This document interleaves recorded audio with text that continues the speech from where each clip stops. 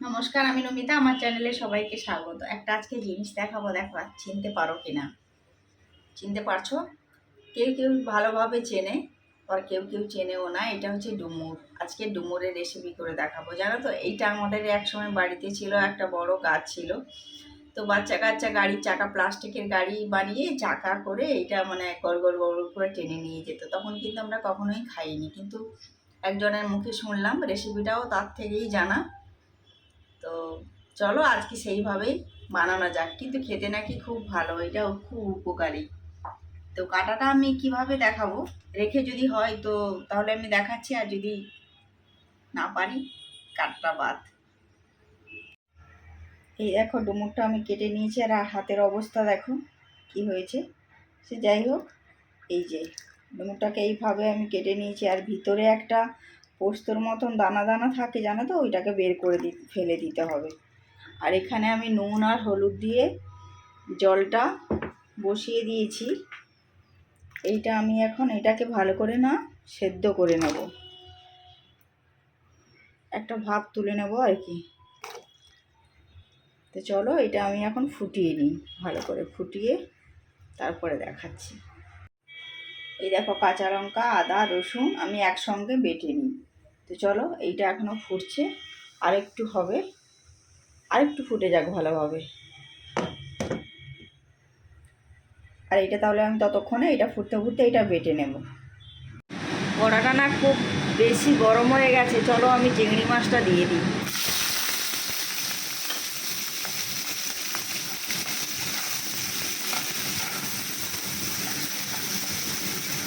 খুব বেশি গরম হয়ে গেছে কড়াটা। আর চিংড়ি মাছটা মধ্যে আমি হলুদ মাখাইনি, নুন মাখিয়ে ঝুড়িতে ঢেলে রেখেছিলাম, জলটা ঝরে গেছে। এবার আমি হলুদটা দিয়ে দেবো। আর এইখানে দেখো, ডুমুরটা আমি ভাপিয়ে নিয়েছি, এবারে এর মধ্যে ঢেলেও নিয়েছি, জলটা ঝরে গেছে। চলো আমি চিংড়ি মাছটাকে ভালো করে ভেজে নিই। চিংড়ি মাছটা দেখো আমার খুব ভালো করে ভাজা হয়ে গেছে। আর চিংড়ি মাছ ভাজতে যেই তেলটা দিয়েছিলাম, এই যে কড়াইতে যেইটুকুনি তেল, ওইটুকুনি তেলেই কিন্তু আমার ডুমুরের তরকারিটা হয়ে যাবে। তো চলো, আমি আর চিংড়ি মাছটা তুলবো না। কেন বলো তো তুলবো না? এই যে ধরো, চিংড়ি মাছের যে তেলটা আর একটু ঘি ঘি টাইপের আছে চিংড়ি মাছের মাথা থেকে যেটা বেরোয়, তো ওইটা না ওই বাটির মধ্যে লেগে যাবে। তার জন্য আমি তুললাম না, এতেই ডুমুরটাকে ভালো করে কষিয়ে নেব। চিংড়ি মাছ আর ডুমুর একসঙ্গে ভালো করে কষিয়ে নেব। চলো, ভালো করে কিন্তু কষিয়ে নিতে হবে। এটা এখন কষিয়ে নিই ভালো করে। না, ডুমুরটা কষিয়ে নিয়েছি কিন্তু চিংড়ি মাছের সঙ্গে। এবারে আদা, রসুন, পেঁয়াজ, কাঁচা লঙ্কা একসঙ্গে যে বেটেছিলাম, এই বাটাটা কিন্তু আমি এর মধ্যেই দিয়ে দেবো। আলাদা করে কোনো কষাবো না, এর মধ্যেই কষিয়ে নেব। আমি চিংড়ি মাছটা ডুমুরটাও কড়াই থেকে তুলবো না বলে এরকম করছি। না তুললেও হবে গো, তোমরা হয়তো ভাবছো যে কেমনভাবে কষাবে, দেখতে থাকো। এইরকমভাবেই আমি কষাবো, কিন্তু খেতে না খুব ভালো লাগবে। তাহলে আমি কিন্তু শুকনো লঙ্কা মানে লঙ্কা গুঁড়ো দিয়ে কিন্তু এখন তরকারিটা আমি করি না, খুব কমই করি। খুব প্রয়োজন না হলে আমি দিই না, আমি বেশিরভাগ এখন কাঁচা লঙ্কা দিয়ে করি। দেখো, এর মধ্যে হলুদ গুঁড়ো দিয়ে দেবো। এই এতটা পরিমাণে হলুদ গুঁড়ো লাগবে আমার। জিরে গুঁড়ো, ধনে গুঁড়ো, এইটা দিয়ে আমি ভালো করে মিশিয়ে নেব। ওই তেলের মধ্যে কিন্তু আমি রান্না করব, আমি বেশি তেল দেবো না। এখন আমাদের তরকারিতে খুব তেল দেওয়া হয় না। চলো ভালো করে কষিয়ে নিই। তরকারিটা না আমার ভালোভাবে কষানো হয়ে গেছে। এর মধ্যে আমি সামান্য পরিমাণে জল দিয়ে দেবো। বেশি জল লাগবে না, যেহেতু আমার ডুমুরটা সেদ্ধই হয়ে আছে। আর এখন তরকারিতে আমার কোনো কালার পাবে না। কিন্তু জানো তো, এরকম বাড়িতে বানিয়ে দেখবে, খুব টেস্টি খেতে হবে কাঁচা লঙ্কা দিয়ে। কাঁচা শুকনো লঙ্কা দিয়ে করলে কী হবে বলো তো, শুধু কালারই হয়, কিন্তু শুকনো লঙ্কায় অনেক ক্ষতিকর। তার জন্য আমরা এখন কাঁচা লঙ্কা দিয়েই করি বেশিরভাগ যে কোনো তরকারিটা। দেখতে হয়তো সাদা লাগে এইরকম, কিন্তু খেতে না খুব ভালো লাগে। আর কারা কারা ডুমুর খেয়েছো একটু বলবে, হ্যাঁ। তরকারিটা না আমার হয়ে গেছে, সামান্য পরিমাণে একটু গরম মশলা ছড়িয়ে দেবো ওপর থেকে, ব্যাস, আর দিতে লাগবে না। আর একটু ঘি, এই ঘিটা আমি দিয়ে দেবো, দিয়ে ভালো করে মিশিয়ে একটু ফুটিয়ে নেব, যাতে ঘির আর গরম মশলার ফ্লেভারটা ডুমুর আর চিংড়ি মাছের ভিতরে চলে আসে। চিনি দানাটা দেওয়ার কথা জানো তো, আমার মনে ছিল না, তার জন্য আমি এখন দিয়ে দিচ্ছি। এই এতটা পরিমাণে একটু চিনি দিয়ে ভালো করে মিশিয়ে নেব। তো চলো আমি একটা বাটির মধ্যে ঢেলে নিই তরকারিটা। খোরো তো, হ্যাঁ ভালো লাগছে।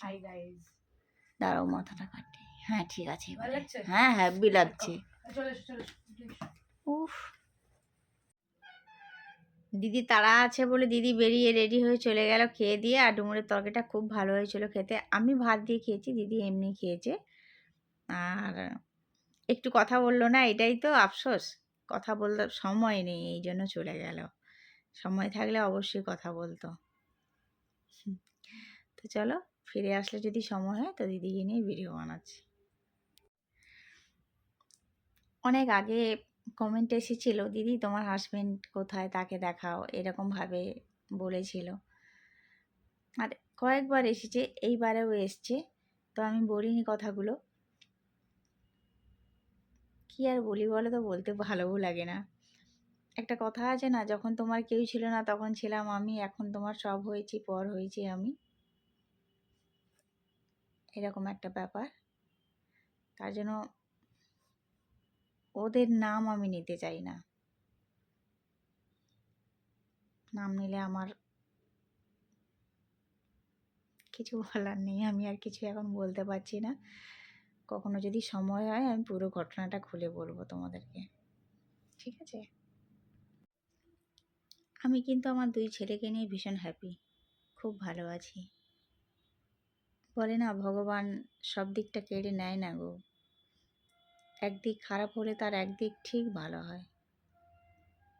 আমার সত্যি বলছি, বাড়ি থেকে বের করে দিয়েছিল বলে আমি ভালো আছি। ওখানে থাকলে হয়তো আমি এতদিনে মরেই যেতাম। এতটাই আমাকে প্রেশার, এত টেনশন দিয়ে দিয়ে রাখতো। আমি এখন খুব ভালো আছি। আমার 2 ছেলেও খুব ভালো আছে। তারাও ছোট ছিল, খুব খুব ভয় পেত ওর বাবার ব্যবহারে। এখন আমার ছেলেও বলে, মা আমরা খুব ভালো আছি না, বেরিয়ে এসেছি, খুব ভালো হয়েছে, ও রোজের অশান্তি থেকে তো মুক্ত। বাচ্চা এইটা বলে, তার বুঝতে পারছো কতটা অশান্তি আর কতটা কিসের মধ্যে রেখেছিল আমাদেরকে। যাকে খুবই ভালো হয়েছে, যা হয় ভালোর জন্যই হয়, কোনো কিছু খারাপের জন্য হয় না। তো চলো, আমার ভিডিওটা থেকে যদি কিছু ভালো লেগে থাকে লাইক, কমেন্ট, শেয়ার, সাবস্ক্রাইব করবেন। ধন্যবাদ। দেখা হচ্ছে পরের ভিডিও। টাটা।